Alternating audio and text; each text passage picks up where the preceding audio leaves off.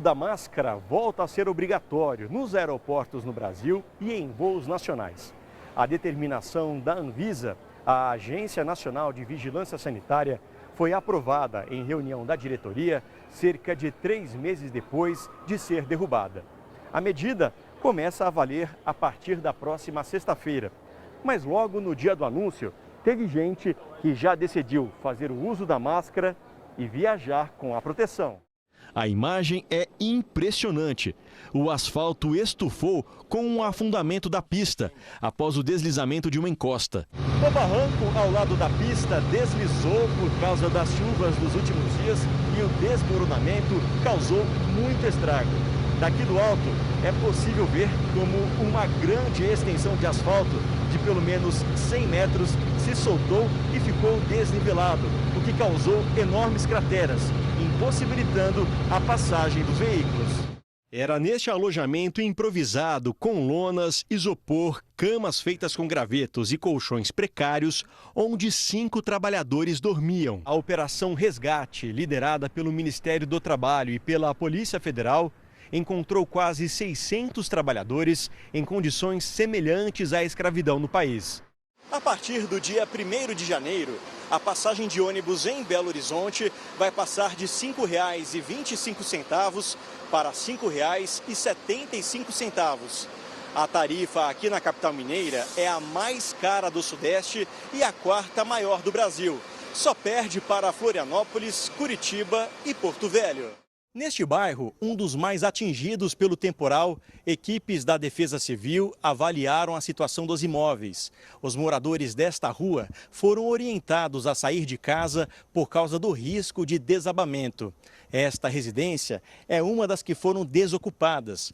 As paredes estão com rachaduras e as pilastras podem ruir. Pouco antes da chegada aos cânions, fiscais do município controlam o acesso das lanchas. São 3 barreiras com boias. Antes do acidente, eram permitidos até 40 barcos nos cânions. E agora são no máximo 5. E apenas um por vez pode chegar mais perto do paredão. Com o início da folia, a preocupação com a proteção às mulheres aumenta. Em Belo Horizonte, onde são esperados 5 milhões de foliões este ano nas ruas, agentes da Guarda Civil foram treinados para identificar possíveis situações de importunação no carnaval e fazer o acolhimento da vítima.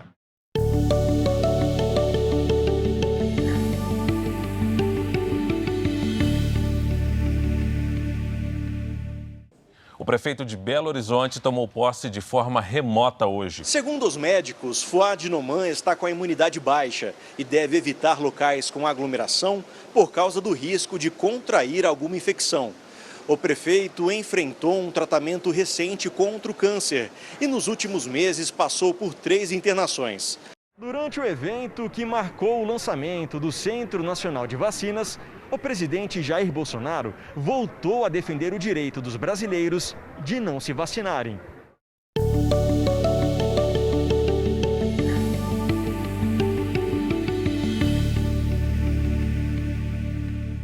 O treinador da equipe é acusado de agressões e abusos contra os jovens atletas. De acordo com os depoimentos dos jogadores, os atletas que não correspondiam às investidas do treinador eram ameaçados de serem tirados do time. O desafio agora é saber quem é a mulher que vasculhou o apartamento e saiu sem levantar suspeitas. Esse aqui é o prédio onde aconteceu o assalto. Fica numa área nobre de Belo Horizonte. E, segundo a polícia, a rotina de moradores e de funcionários foi muito bem estudada pela quadrilha, especializada nesse tipo de crime.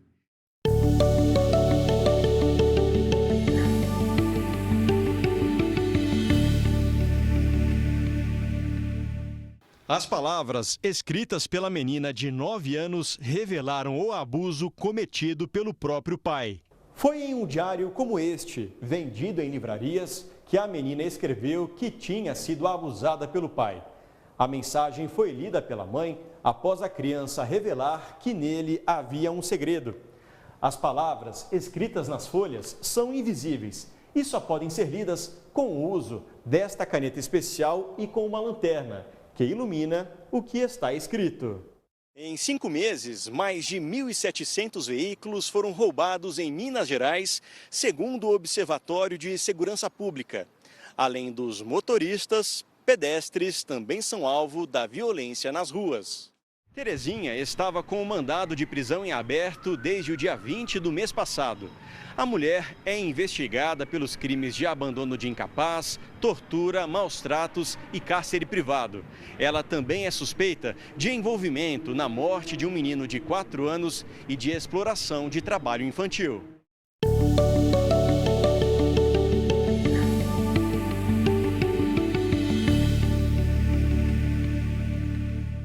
O nível de alerta da barragem perto da cidade de Barão de Cocais está no máximo. Vamos saber mais ao vivo com o repórter Luiz Casoni. Como é que está a situação agora, Luiz? Oi, Paulo Henrique, boa noite para você, boa noite a todos que nos acompanham. Pois é, os moradores levaram um susto daqueles. A sirene soou novamente pouco depois das 9 horas da noite em Barão de Cocais, após o nível de segurança da barragem subir para 3, considerado o alerta máximo para o risco iminente de rompimento da barragem. Uma festa em um sítio terminou com 1 morto e 6 pessoas feridas em Minas Gerais. É para lá que nós vamos agora, até a capital Belo Horizonte, saber todos os detalhes ao vivo com o repórter Luiz Casoni. Como aconteceu esse crime, Casoni? Conta pra gente. Bom dia para você. Oi, César, bom dia para você também e a todos que nos acompanham aqui no Hoje em Dia. Olha, no sítio localizado em São José da Lapa, na região metropolitana aqui de Belo Horizonte, cerca de 100 pessoas participavam de um forró. Um homem encapuzado chegou na garupa de uma moto e efetuou os disparos. Quem traz as informações pra gente ao vivo é o repórter Luiz Casoni. Que local é esse aí? Conta pra gente. Oi, Adriana, boa noite para você, boa noite a todos. Olha só, a Prefeitura de Belo Horizonte fechou a orla da Lagoa da Pampulha, onde muita gente costuma praticar esportes e se divertir. Hoje, a orla amanheceu cercada por grades. Boa noite, Luiz. O que é que se sabe até agora sobre essa nova variante? Oi, Cris, boa noite para você também e a todos que nos acompanham aqui no JR. Olha, Cris, segundo os pesquisadores, não é possível afirmar que essa variante agravou a pandemia por aqui. Também não se sabe se ela é mais contagiosa ou mais agressiva.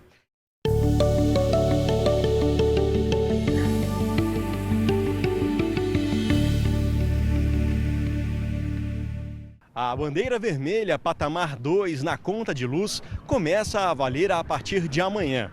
O acréscimo na fatura será de R$ 7,87 a cada 100 kWh consumidos. A medida, estabelecida pela Agência Nacional de Energia Elétrica, é necessária por causa da previsão de chuvas abaixo da média e da baixa nos reservatórios das hidrelétricas, principal fonte de produção de energia no país. Mais de 100 milhões de transações via Pix são realizadas por dia no Brasil. Em 10 meses, foram mais de 3 milhões e 300 mil tentativas de fraude no país, segundo uma consultoria. Uma a cada 8 segundos. Quem prefere marmita afirma que, além de economizar, consegue manter uma alimentação mais saudável. E não é só a Rebeca que tem optado pela marmita. Outros colegas de trabalho dela também têm almoçado aqui mesmo, no refeitório da empresa. A praticidade, a economia e a escolha por uma alimentação mais saudável estão entre os principais motivos que levam a pessoa a trazer comida de casa.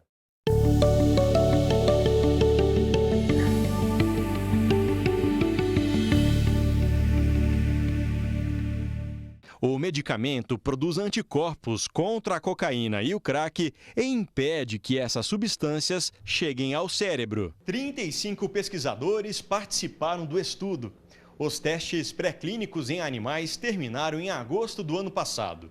Os testes em humanos só começam depois da aprovação da Anvisa, que também deve atestar a segurança da vacina.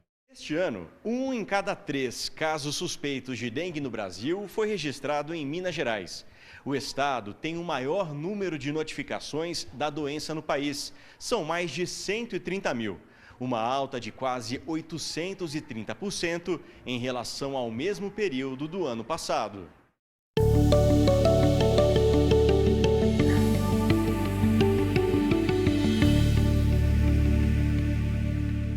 Sete anos atrás, a lama atingiu esta parte mais baixa de Bento Rodrigues. A onda de rejeitos de minério veio daquela direção e destruiu tudo o que estava no caminho. Nestes terrenos havia casas e não sobrou quase nenhuma parede erguida para contar a história. O que chama a atenção é que depois de todo esse tempo ainda tem barro no local e o cenário é de total abandono. De acordo com a Justiça, a absolvição não interfere nas ações de reparação dos danos causados pela tragédia. O Ministério Público Federal já informou que vai recorrer da decisão, que foi recebida com indignação pelo movimento dos atingidos por barragens. São 4h55 da manhã, o sol ainda nem nasceu e a Raquel já está saindo de casa para trabalhar. Ela encara uma distância de cerca de 30 quilômetros até o trabalho e o trajeto é todo feito de transporte público. Não há nenhuma distância capaz de prevenir a contaminação pelo coronavírus. Eu contraí e passei para toda a minha família. Essa é a rotina de quem não consegue pagar pelo atendimento particular para o pet. Neste complexo público veterinário em Belo Horizonte, são distribuídas todos os dias 30 senhas para os tutores por ordem de chegada. E para garantir o atendimento, é preciso chegar bem cedo. 2h40 da manhã, da madrugada, né? Um pouco gelado, né? Trouxe coberto, travesseiro, café. A Defesa Civil de Belo Horizonte emite os alertas meteorológicos com base nos dados captados pelos sensores pluviométricos e fluviométricos instalados nos pontos de alagamento na cidade e nas análises de imagens de satélite e também do radar meteorológico. Já são mais de 325 mil pessoas cadastradas na capital mineira, 966 mil em todo o estado. Elas recebem os alertas por SMS, como por exemplo, se há risco de temporais e até queda de granizo no local onde vivem.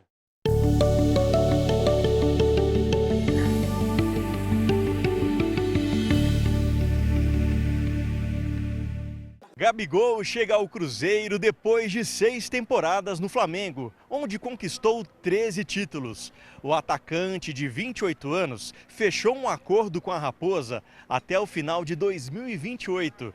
O atleta é a grande aposta do clube para esta temporada. O risco de queda surge depois da equipe perder 2 finais seguidas, Copa do Brasil para o Flamengo e Libertadores para o Botafogo. Para piorar ainda mais a situação, o time não vence há 12 jogos. Em caso de vitória, o Atlético Mineiro garante vaga na Copa Sul-Americana. O Superior Tribunal de Justiça Desportiva interditou provisoriamente a Arena do Atlético Mineiro. A decisão pode ser revogada quando o clube comprovar a adoção de medidas estruturais, administrativas e disciplinares para garantir a segurança. Até lá, o time terá que jogar em outro estádio e com portões fechados.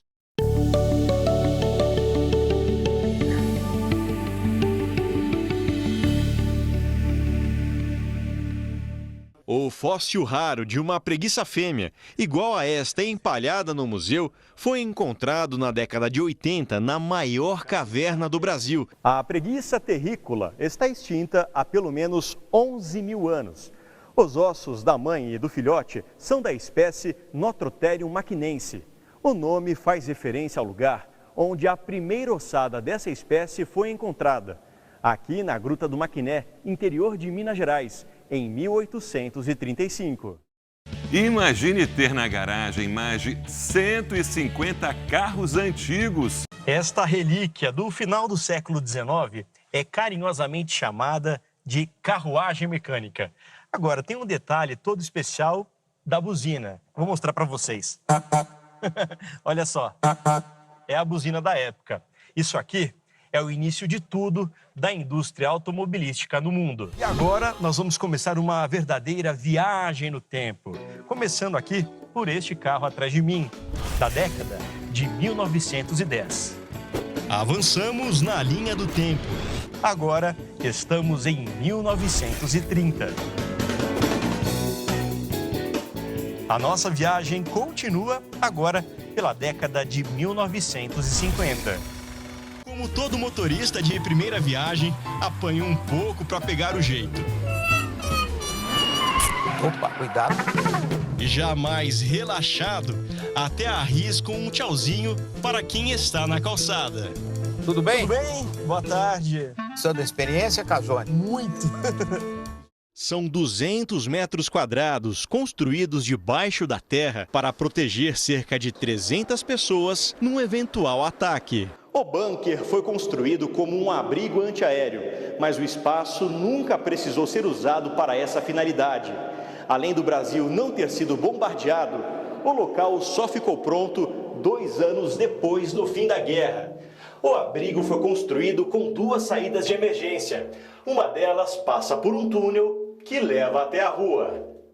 Neste fim de semana, acontece em Belo Horizonte o primeiro Festival Mineiro com artistas surdos. Na programação do evento estão desde apresentações teatrais a oficinas. O grupo surgiu com o objetivo de unir pessoas cegas e guias para a prática de caminhadas e corridas na rua. O projeto cresceu e no ano passado se tornou um instituto sem fins lucrativos. Hoje são 170 pessoas envolvidas, 55 delas com perda total ou parcial da visão, guiadas por voluntários como o Guilherme. Eu me voluntariei e fui o guia do seu Cristóvão. E assim a gente vai. Corre pra ver!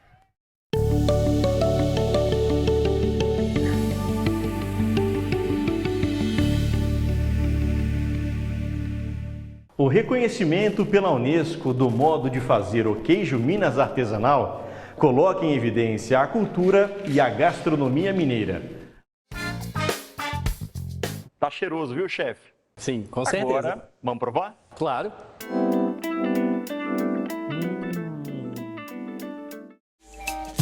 E depois de aproximadamente 45 minutos de preparo, o bambá de couve tá pronto e chegou a hora da melhor parte aqui.